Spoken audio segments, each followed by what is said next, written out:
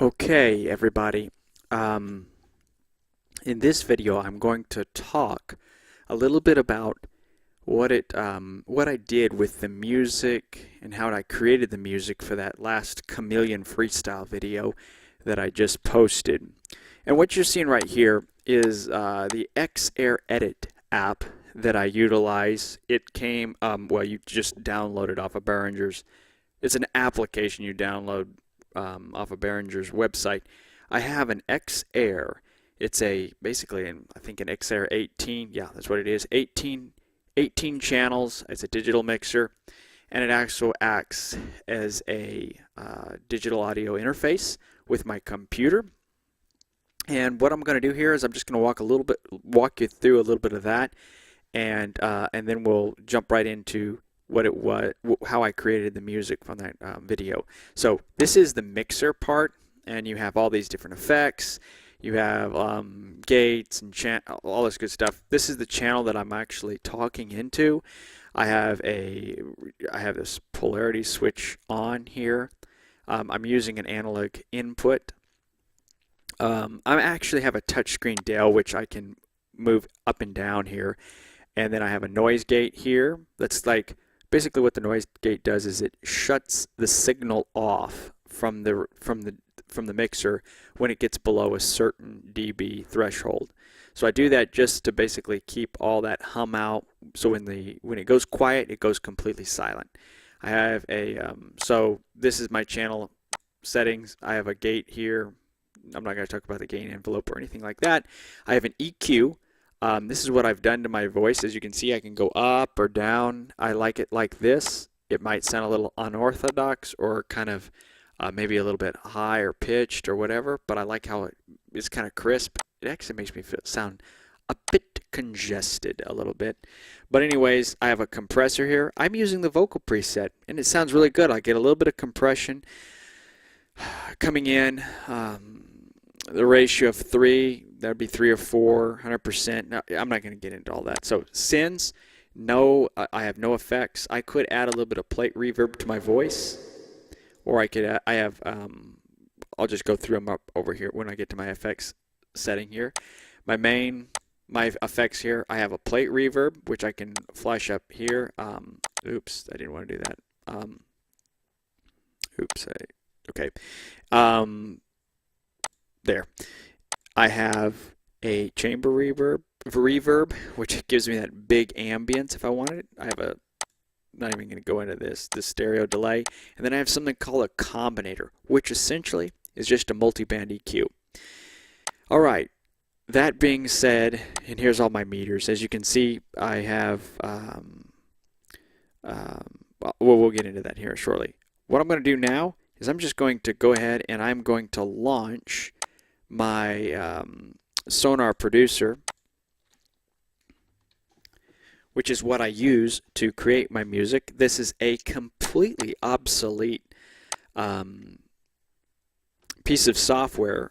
Gibson decided to quit development of the Cakewalk product, and obviously Sonar is their flagship, I guess you would call it a digital audio workstation. Anyways, so I pull up my video. Let me just double check something here. Yeah, it's not playing. I'm going to 3 and 4 here, and I actually am outputting to the aux here, and this does not, you don't need to even worry about this, but I'm going to basically go to, it might blow it out. There we go. Okay, so you should be able to hear that just fine now through the device that I'm using to record. So let's just walk through here. So this is this is kind of how I configure my workflow in Cakewalk Sonar Producer. And let's just walk through this. I have several tracks here. This top track right here, this is actually a real swelling vocal track. It's like a choir, cheap choir, pulled straight out of my synthesizer. I'm going to go ahead and solo this track here and play. As you can see, it kind of swells in at the beginning. Okay. I use the right enable, and I use a fader on my MIDI controller. I'm using a Axiom Pro 49 key MIDI controller, and I basically just route that fader to a knob on my MIDI controller, and then I can just tweak that, and as where I want it to fade in, it automatically records that, what I would kind of consider this elaborate envelope on your volume. So I'm going to just take this back out of solo mode. So that's just the vocal track that's up at the top.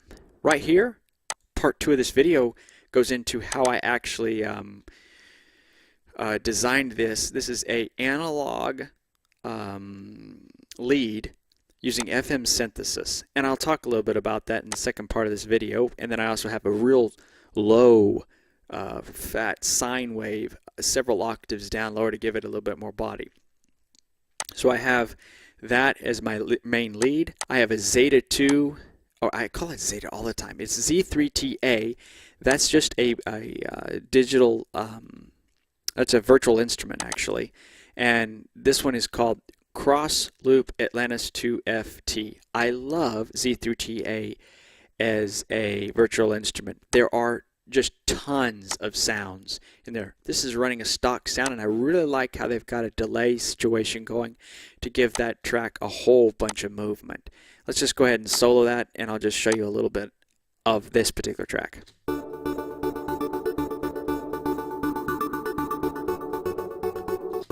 Okay, that's what that sounds like. That's very prominent in that song.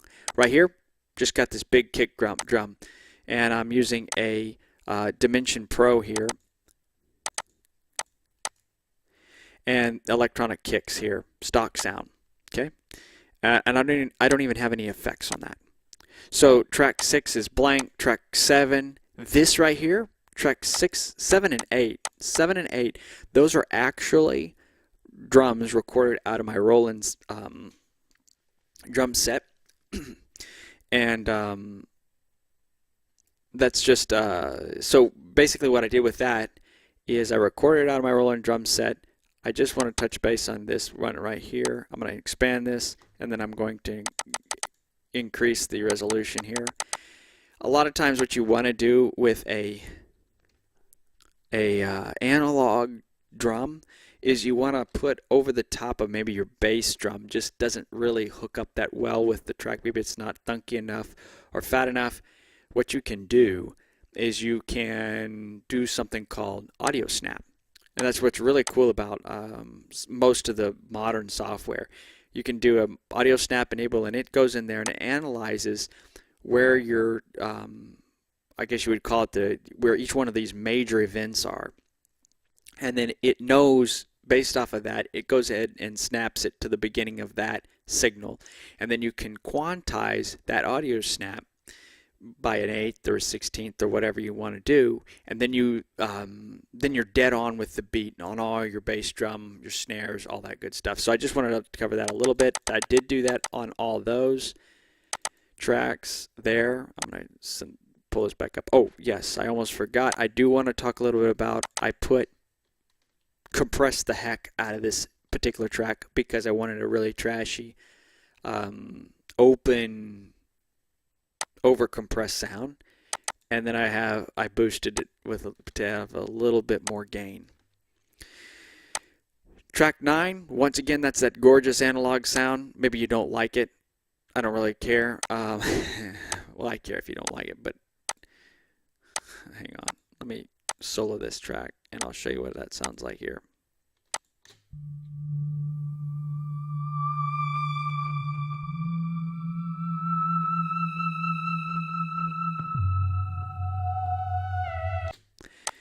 And I just realized I need to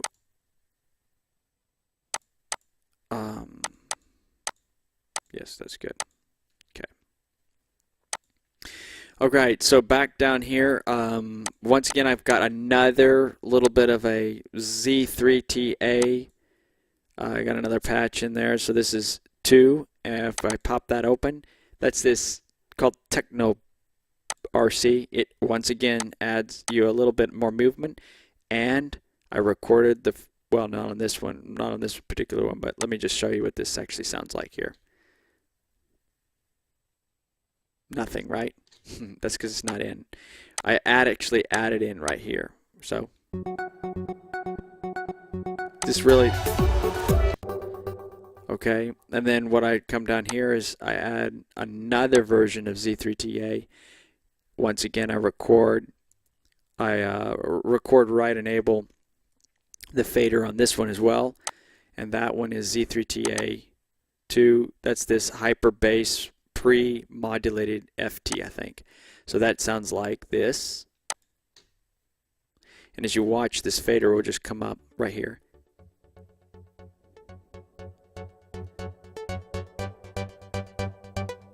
And if you add in this right here,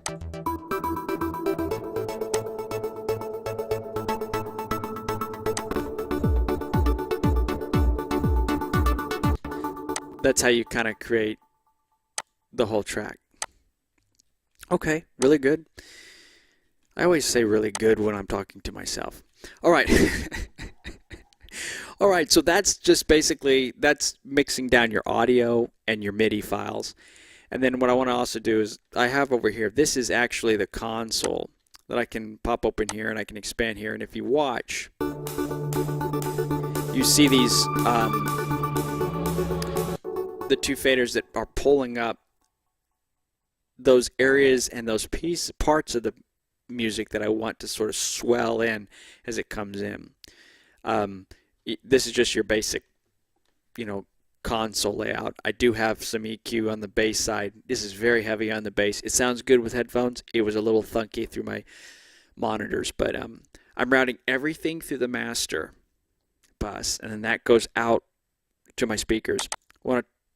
I'm using this little analyst here. I just want to briefly talk about this, and then I'm also, once again, smashing it with another multi-band EQ at the very end. What I want to show you a little bit of what you can do here is basically on my headphones, this piece of music sounds really well, but when I run it through my monitors, it sounds really bassy. And when I play here, look.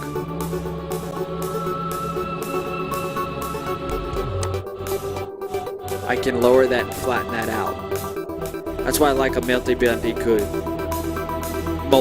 EQ. This little spike right here is my sine wave on my analog FM synthesis patch that I designed, that I'll talk a little bit about a little later in this video. Alright, so that's Sonar Producer. I'll pop this back down, and that's what kind of goes into a track. A lot of work, and I'm not trying to be any expert here. I mean, there are lots better people out there that got this dialed, right? But you could still have a lot of fun kind of creating your own music. All of my videos, I create the music on them. So it's just kind of a fun way of experimenting with software and getting to,